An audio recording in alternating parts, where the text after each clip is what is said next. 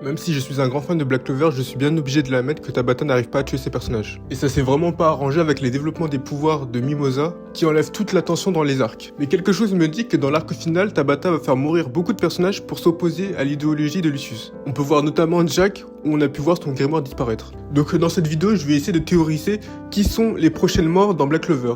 Donc pour moi, j'ai choisi une sélection de 5 personnages qui pourraient potentiellement mourir. Like et abonne-toi pour d'autres vidéos Black Clover, parce que je vais en faire souvent.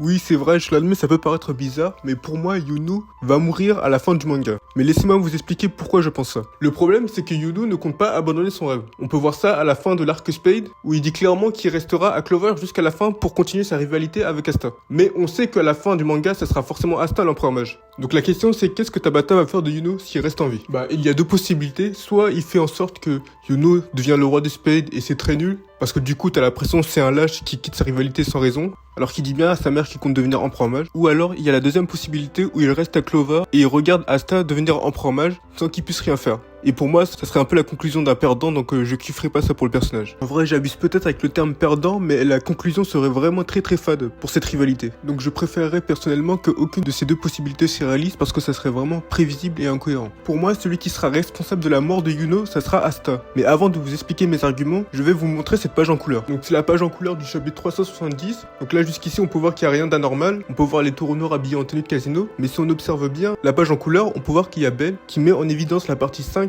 du dé et qu'elle semble inquiète. C'est ce petit foreshadowing de Tabata qui me fait dire que le grimoire à 4 feuilles de Yuno va se transformer en grimoire à 5 feuilles et c'est à cause de ça qu'il va devenir un démon. Oui, car on sait que les humains peuvent devenir des démons. On peut prendre comme exemple les jumeaux de Spade. Mais pour qu'un grimoire à 4 feuilles devienne un grimoire à 5 feuilles, il faut que l'utilisateur ressente du désespoir. Donc là, malheureusement, j'ai pas assez d'arguments pour dire pourquoi Yuno ressentirait du désespoir à ce moment-là, mais ça aura forcément un lien avec Lucius et les mystères de la famille royale de Spade. Pour récapituler mon avis, je pense que le grimoire à 4 feuilles de Yuno va se transformer en grimoire à 5 feuilles. Je le vois bien ralentir sa transformation en démon pour combattre Lucius, et à la fin de l'arc, je vois bien Asta tuer Yuno pour éviter qu'il fasse des victimes. Et si vous avez bien remarqué, ça fait un magnifique parallèle avec Licht et Lumiel, où Lumiel tue malheureusement Licht parce qu'il s'est transformé en démon. On peut voir que Asta est souvent assimilé à Lumiel dans cet arc, donc par exemple avec Secret qui appelle à l'aide et qui voit Lumiel en Asta.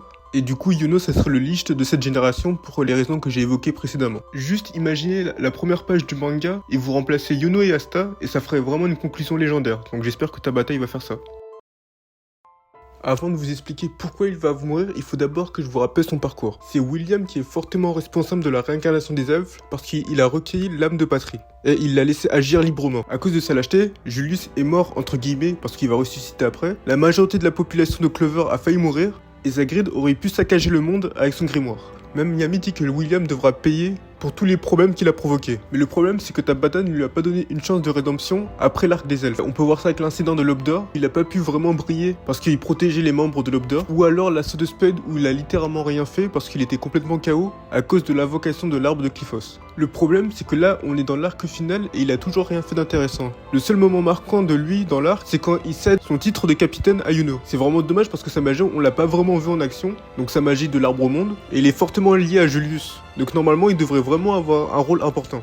Donc pour moi, son rôle important pour boucler cette histoire de rédemption, ça serait de se sacrifier pour le monde afin de battre Lucius. Et on pourrait avoir un magnifique parallèle avec la planche de Julius qui se sacrifie pour sauver le royaume de Clover. Donc pour moi, c'est le seul moyen de faire briller William parce que son palmarès dans l'œuvre, il est vraiment pas fou.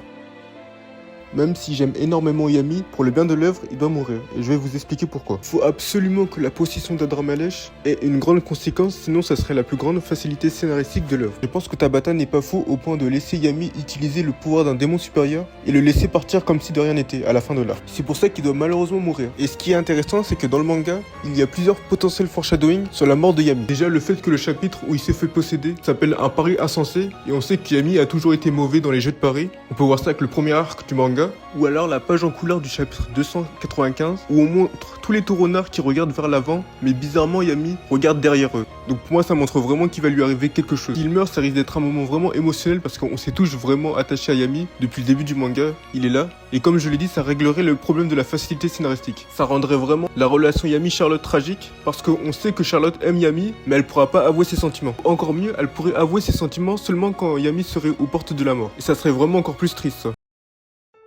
Alors Mimosa, j'ai pas vraiment d'argument pour dire si elle va mourir ou pas, mais c'est juste, moi personnellement, j'aimerais bien qu'elle meure, parce que je trouve que son pouvoir enlève toute la tension dans les arcs. Il y a aussi Charmé, mais le problème c'est que elle est vraiment importante avec le lore des nains, donc Tabata ne peut vraiment pas se permettre de la tuer. J'ai pas vraiment de problème avec le personnage de Mimosa, c'est ce qu'en fait Tabata en fait le problème. Et je trouve ça vraiment dommage pour elle. La mort de Libé pourrait être utile scénaristiquement, et je vous explique pourquoi. Malgré la puissance du mode union, sa plus grande faiblesse c'est sa limite de temps. Et là franchement, on est au chapitre 386, je vois pas Lucius se faire battre en 5 minutes, ça serait ridicule pour lui. Donc, pour battre Lucius et régler le problème de la limite de temps, Libé pourrait offrir son cœur à Asta pour utiliser le mode union de manière permanente. Là je suranalyse un peu trop, mais j'ai peut-être trouvé un potentiel foreshadowing sur la mort de Libé. Sur la page en couleur encore du chapitre 370, on peut voir Asta porter une pile d'argent avec Libé dessus. Ça pourrait signifier qu'il a tiré le gros lot, donc pour moi ça serait le cœur de Libé. Je suranalyse peut-être un peu trop, mais pour moi la conclusion serait parfaite pour Libé. On pourrait avoir un magnifique parallèle avec le chapitre 326, avec cette fois Libé qui aide son petit frère, et qui vivra à travers son cœur. Donc voilà, c'est tout pour cette vidéo, j'espère que vous avez aimé. Dites-moi si c'est cohérent pour vous, et abonnez-vous pour d'autres vidéos.